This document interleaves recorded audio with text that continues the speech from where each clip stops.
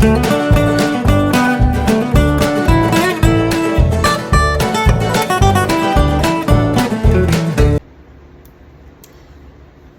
everybody, thank you for coming to my home, Jen's Merrimack Valley home, and we're going to be making a certain recipe today, and it's very quick, very easy.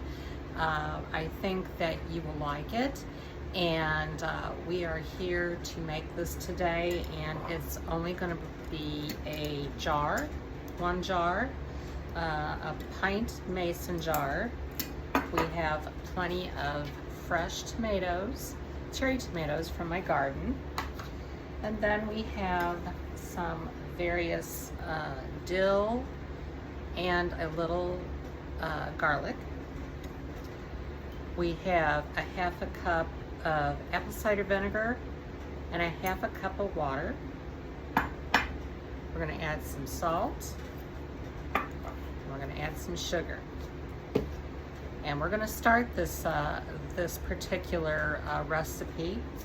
And if you're looking for a great way to enjoy cherry tomatoes, pickling just might be the answer to that problem. Pickling is a traditional way of preservation, and a method involves immersing food in a solution of vinegar and salt and spices, and the result can be such a tangy and flavorful condiment that can be used in a variety of dishes. So what we're going to do, again, I went over the ingredients, and we can add additional black peppercorns to this. We can also do dill seed if you don't have the little sprigs like this. And you can also do coriander seed and or chili flakes to this recipe. So first thing we do is I've already thoroughly washed in soapy water and dried my pint jar.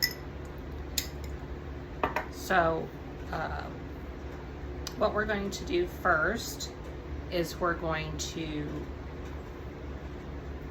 take our ingredients and our jar, and we're going to start preparing to make our pickled cherry tomatoes. Okay? Now, first of all, we're going to make our brine, and we need to warm this up. So we're going to take our cup of water and our cup of apple cider vinegar, and we're going to pour it in a pot. We're going to add our 1 teaspoon of sugar, and it calls for 1 teaspoon of salt, and I'm just going to kind of eyeball it here.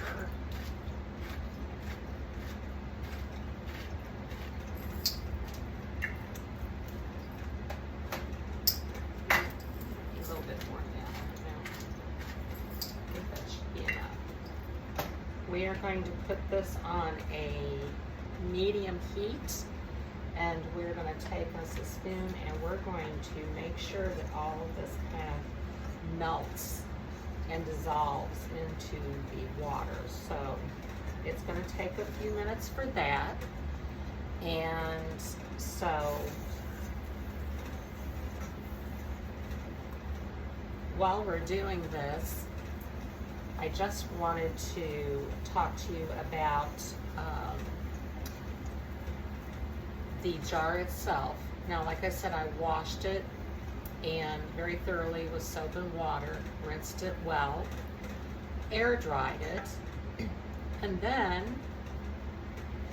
you can also, if you're not sure, I always do it this way, but you can sterilize the jars for about 10 minutes in hot boiling water, and that will make sure that all the germs and bacteria is off of it. I washed mine in really hot soapy water and rinsed it in hot water. So, but like I said, I did this before, and it's turned out really good all the time. So I just don't feel the need to do that. But if it, you know, makes you feel better, if it's something you would prefer to do, then just go ahead and do it.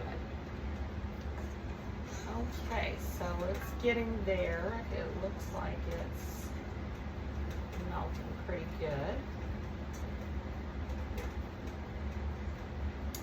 I also wanted to, excuse me just a second.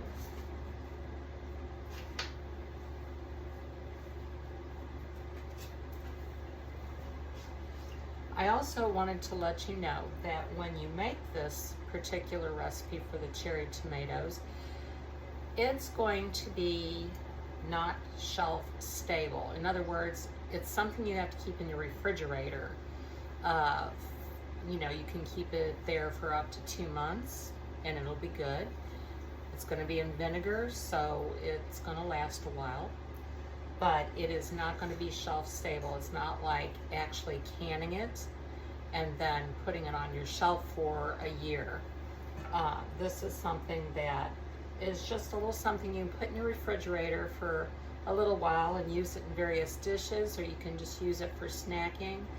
And if you don't have a garden, you can always go to the store and buy yourself some cherry tomatoes and do the exact same thing. Just buy your garlic, cherry tomatoes. You can even buy the dill there at the grocery store. And the rest of the ingredients you should have at home. If not, you need to buy those ingredients. I'll put all the ingredients below in the description and just exactly how you do this step by step. All right, I think we're just about there. Giving it just a couple more seconds here. And I think we will have our brine. You can see now it's getting a little steam coming off of it, which means it's getting warm. Okay, so that is dissolved. We're going to turn that off. I'm going to set that back over there. It's going to go to the thank you for coming part of the dishes. And we're going to take our hot brine back over to my kitchen island. All right, so we're back at my station here, my island, and we're going to take these tomatoes, or at least some of them, and I just kind of want to get an idea of how many tomatoes will actually fit in here. And these have been taken out of my garden, and they've been washed and cleaned. It's still got a little stem on it. See that?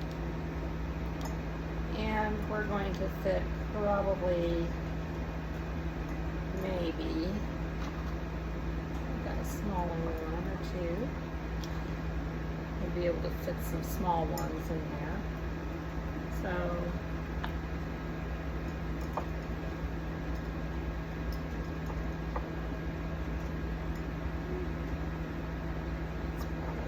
going to be about it. I don't know that I've got any other little smaller ones.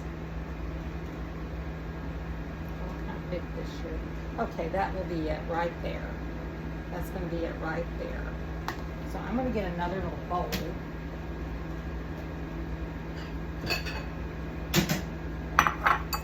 Pour these in there. Now, before we put these back in the jar, we're going to prick these. I don't have any toothpicks, so I'm using a wood skewer, but that'll help. That'll help. So we're just going to go through and we're going to prick these. Doesn't matter where, just get a hole in them. And what that's going to do, here we go. What that's going to do is it's going to let this brine get into the cherry tomato and soak in. I had one Cherokee purple so far. They're late to ripen, but there it is anyway. Let's see, that one's been done. That one. You almost lose your way with these, but seeing which ones you left off with, but you'll see it. They're pretty juicy. They got a lot of flavor, big burst of flavor. I just love them.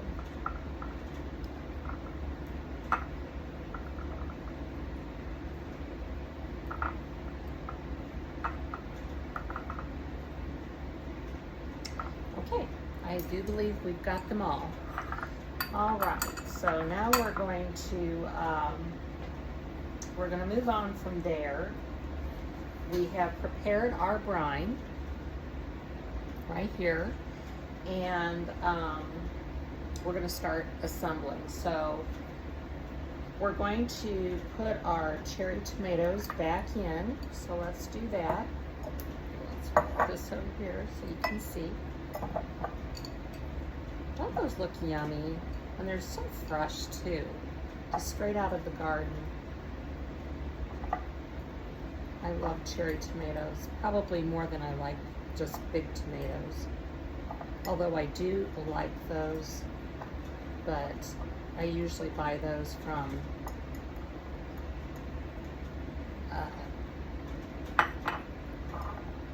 a produce shop down the road.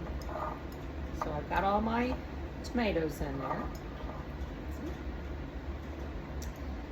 Now what we're going to do is we're going to pour this hot brine over top of our tomatoes. And I think I need to get me maybe a little funnel or something. Right back. It's really just at all you have to do. So we're just going to stick this right here. Carefully put our hot brine.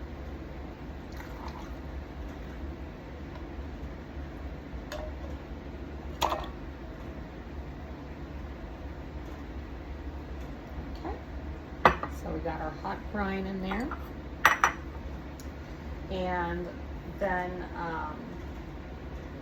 we're going to actually take this back again.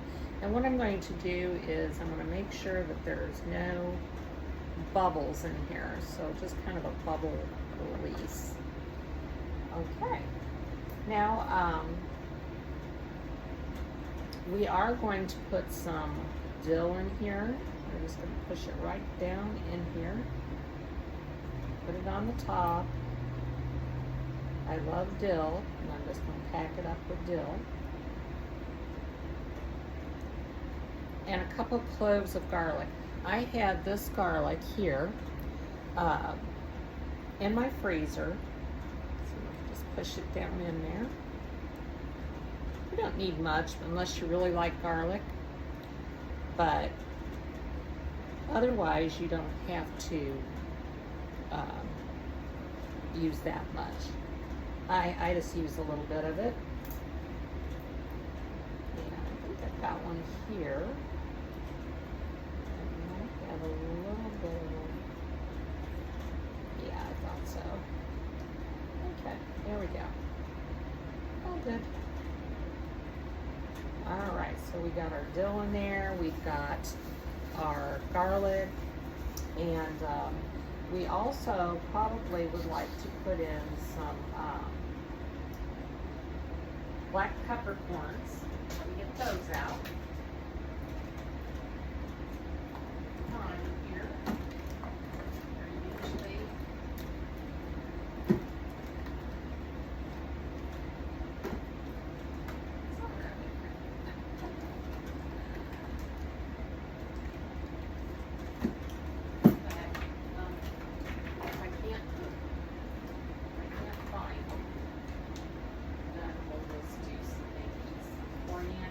If I have coriander, let's see. You have some mustard seed, and we can put mustard seed in there, so let's just do that.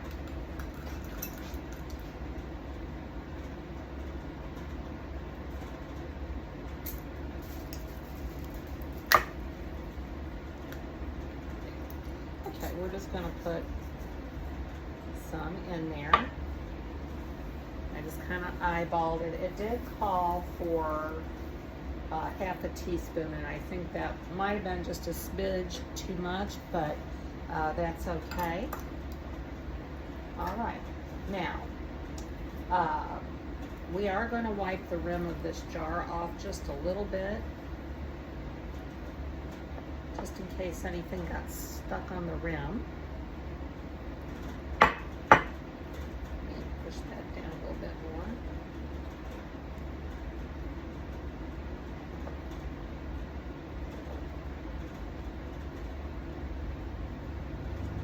Push it all down into the bottom.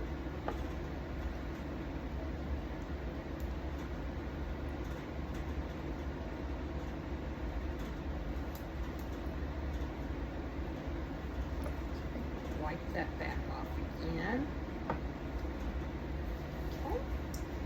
And then we're going to cover the jar and we're going to seal it.